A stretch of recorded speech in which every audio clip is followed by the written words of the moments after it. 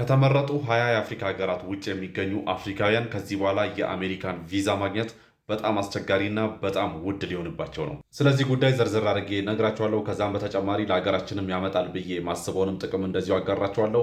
ለተጨባጭና ወቅታዊ መረጃ ፎሎ አድርጉ። ከዛ በተጨማሪ ላይክ አድርጉ፣ ሪፖስት አድርጉ፣ ኮሜንት አስቀምጡ። ጉዳዩ ምንድነው መሰላችሁ? በተመረጡ 20 የሚደርሱ የአፍሪካ ሀገራት የሚገኙ የአሜሪካ ኤምባሲዎችና ቆንጽላዎች ብቻ ናቸው ከዚህ በኋላ የአሜሪካን ቪዛ ግራንት ማድረግ የሚችሉ ወይም ደግሞ መስጠት የሚችሉት። ይህም ማለት ከነዚህ ከተመረጡ 20 ሀገራት ውጭ የሚኖሩ አፍሪካውያን አጠቃላይ ወደ አሜሪካ መሄድ ከፈለጉ በመጀመሪያ ወደ እነዚህ ሀገራት እየተመላለሱ ቪዛቸውን ፕሮሰስ ማድረግ ይኖርባቸዋል ማለት ነው።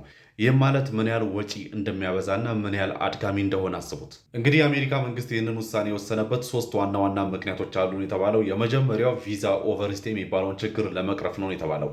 እንደሚታወቀው ብዙ ጊዜ አንድ ሰው ቪዛ ካገኘ በኋላ አሜሪካ ይገባና ለረጅም ጊዜ ይቆያል። ማለትም ቪዛው ከሚፈቅድለት በላይ ይቆያል። ያ ቪዛ ኦቨርስቴይ በመባል ይታወቃል እና ይህንን ችግር ይቀርፋል ተብሎ ነው የሚታሰበው። በሁለተኛ ደረጃ ደግሞ ጠንከር ያለ የኢሚግሬሽን ኮንትሮል ወይም ደግሞ የኢሚግሬሽን ቁጥጥር ለማድረግ ማለትም ከአፍሪካ የሚገቡ ኢሚግራንቶችን የበለጠ በጣም በጥንቃቄ ስክሪን ለማድረግ ታስቦ ነው የተባለው።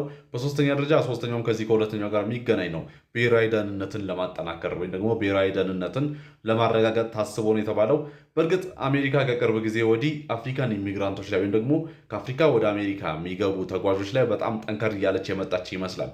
እንደሚታወቀው ከቅርብ ጊዜ ወዲህ በርከት ያሉ የአፍሪካ ሀገራት ዜጎች ወደ አሜሪካ አፕላይ በሚያደርጉበት ጊዜ $15000 ቻርጅ ይደረጋሉ ወይም ደግሞ $15000 መክፈል ይኖርባቸዋል።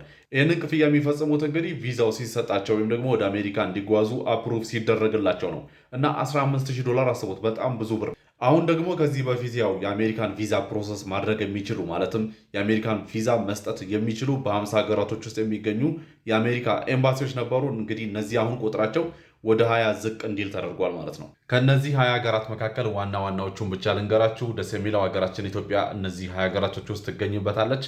ያ ማለት አዲስ አበባ የሚገኘው የአሜሪካ ኤምባሲ ቪዛ ፕሮሰስ ማድረግ ይችላል ማለት ነው።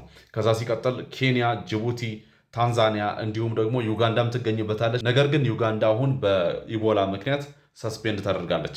ወደ ዌስት አፍሪካ ስንሄድ ናይጄሪያ፣ ጋና፣ አይቨሪ ኮስት እነ ቶጎ ይገኙበታል። ከዛ በተጨማሪ ሳውዝ አፍሪካ ደግሞ በኬፕታውን እና በጆሃንስበርግ የሚገኙ የአሜሪካ ኤምባሲዎች ይህንን ቪዛ ፕሮሰስ ማድረግ ይችላሉ ማለት ነው። እንደ ሀገር ምን ይጠቅመናል የሚለውን እኔ ይሄ ነገር እንደ ሀገር በእጀ ዙርም ቢሆን ይጠቅመናል የሚል እምነት አለኝ። እንደምታውቁት በአፍሪካ እንግዲህ በጣም ግዙፉ የሚባለው አየር መንገድ የኢትዮጵያ አየር መንገድ ነው። ታዲያ ይኸውላችሁ ይህ ሁሉ ህዝብ ማለት ነው ወደ አሜሪካ የሚጓዝ ከነዚህ ሁሉ የአፍሪካ ሀገራት የሚንቀሳቀስ አፍሪካዊ ማንን የሚመርጥ ይመስላችኋል? ይህንን ቪዛ ፕሮሰስ ለማድረግ ማንን የሚመርጥ ይመስላችኋል? በእኔ እምነት እንግዲህ አብዛኞቹ የአፍሪካ ሀገራት ውስጥ የሚገኙ አፍሪካውያን ኢትዮጵያን ይመርጣሉ የሚል እምነት አለኝ። ምክንያቱም አንዴ መጥተው ፕሮሰሳቸውን እዚሁ ጨርሰው በዚሁ በቀጥታ መሄድ ይችላሉ ማለት ነው ያለምንም ችግር።